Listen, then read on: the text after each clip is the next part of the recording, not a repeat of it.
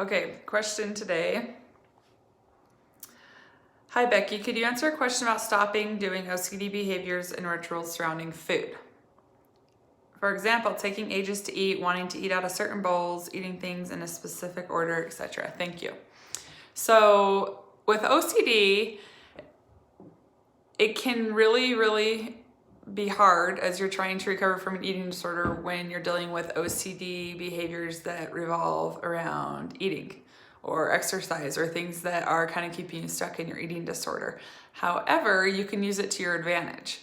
So for example, if you have a certain bowl that you have to eat out of every day, you try to change the way that you think about that, and maybe you're going to say, I'm going to be OCD about using a different bowl every day. Or I have a spoon that I like to eat every single day, and it's the same spoon every day. I'm going to be OCD about not using that spoon for a week. So trying to change the way that you view and see things. As far as rituals go, that's a hard one because pretty much anytime you eat, there's some kind of ritual that goes on before, during, and sometimes after a meal. A common one is taking forever to eat, like she asked. The reason that is going on is because you have a scarcity mindset. So you think that you're only allowed this amount of food, and once that food's gone, then you can't eat for X amount of hours. So of course you're going to try to make this small amount of food last as long as you can.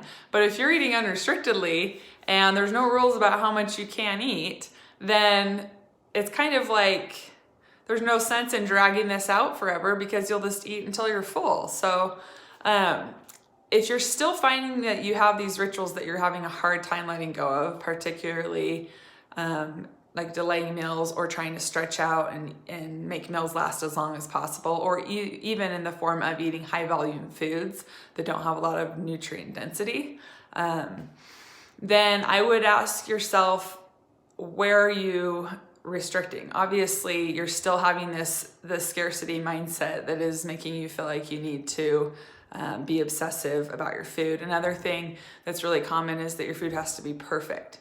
So everything on the table has to be set perfect. You have to be in comfortable clothes. You have to go to the bathroom right before. And this is just my own personal experience and from my experiences that I've heard from many others that deal with food rituals. You have to go to the bathroom before, you have to wash your hands. Sometimes, for me at least, the kitchen had to be clean, had to be calm, relaxing environment. The food had to be perfect temperature. Everything had to be served up just right. Had all my utensils and my plate I had to use. All of that stuff is not real life. That's not how somebody can, that's not how you're going to recover from an eating disorder. It's not being recovered. There's none of that. Sometimes I'm standing at the counter while I'm throwing food at my kids and I'm eating quick, or sometimes I'm eating in the car while I'm steering with one knee, holding a bowl in the other. So it's just once you're recovered, that kind of stuff just isn't an issue anymore because it's really just about I'm hungry, I want to eat, this is what I want to eat, I'm going to eat it, and then you move on. One thing that will help with that immensely is allowing yourself to eat unrestrictedly. I talk a lot about fullness and satisfaction when somebody's trying to figure out I don't even know what unrestricted means. What is that? For me, I like to think of it as when you eat, every time you eat, you're sitting down and you're feeling a sense of fullness and or satisfaction. Because with fullness, sometimes you can fill up on 20 pounds of broccoli or some ginormous salad, but you don't necessarily feel satisfied. You still feel kind of empty inside. Or sometimes you can, eat something very satisfying like a cheesecake, but you don't feel full by any means. So trying to get the both together, fullness and satisfaction, is how you're going to help your mental hunger to eventually go down. It's not going to happen overnight, especially if you're dealing extreme hunger. There's a reason that your body keeps telling you to eat all that, eat all that, eat all that. And so if you can make that a goal each time you eat, on top of I'm done with these OCD behaviors and I'm going to replace them with I'm changing up my bowl today. I'm changing up my spoon today. I'm drinking out of a different cup today. I'm going to sit somewhere else today when I sit down and eat. I'm going to I know that, like, at least for me in treatment centers, it would be like mindful eating. It's all about mindful eating, turning off any distractions. Well, when you have an eating disorder, it's almost always that you're hyper aware of what you're eating and you're very mindful. It's not like you're popping food in your mouth and you don't know what's going on.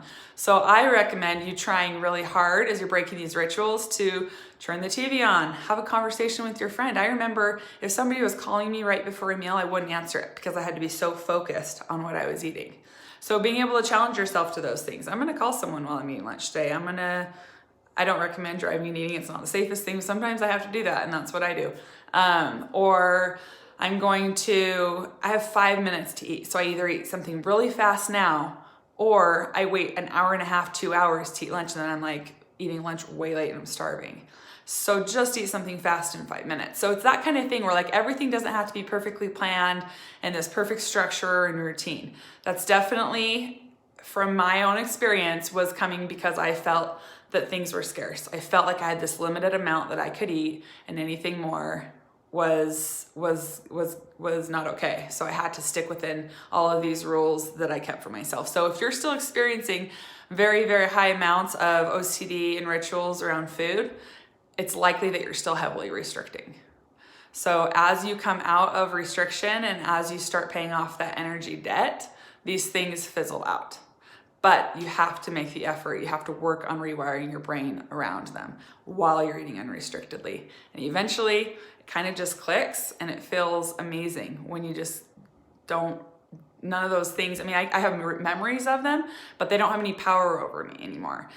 So it's so worth getting uncomfortable for and pushing yourself and just making goals and being really diligent about it, and maybe have someone help keep you accountable.